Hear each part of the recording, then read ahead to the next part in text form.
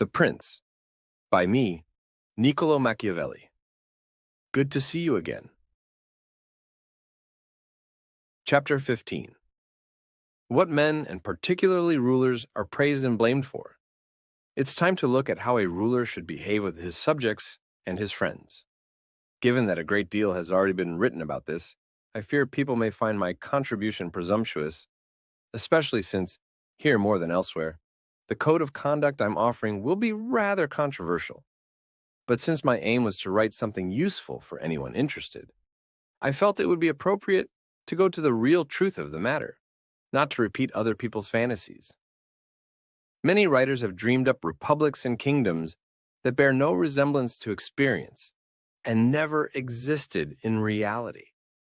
There is such a gap between how people actually live and how they ought to live that anyone who declines to behave as people do, in order to behave as they should, is schooling himself for catastrophe and had better forget personal security.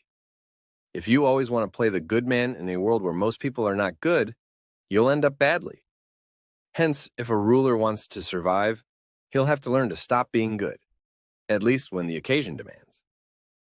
So leaving aside things people have dreamed up about rulers and concentrating instead on reality, let's say that when we talk about anyone, but especially about leaders, who are more exposed than others to the public eye, what we point out are the qualities that prompt praise or blame. One man is thought generous and another miserly. One is seen as benevolent, another as grasping.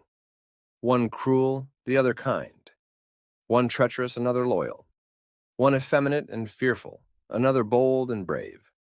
One considerate, another arrogant. One promiscuous, another chaste. One straightforward, another devious.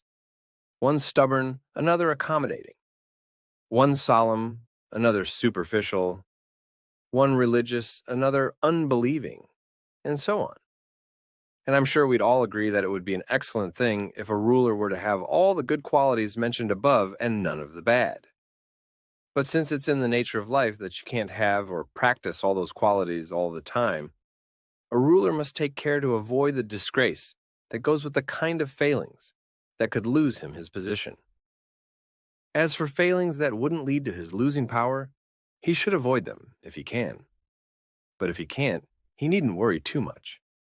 In the same way, he mustn't be concerned about the bad reputation that comes with those negative qualities that are almost essential if he is to hold on to power. If you think about it, there'll always be something that looks morally right, but would actually lead a ruler to disaster, and something else that looks wrong but will bring security and success.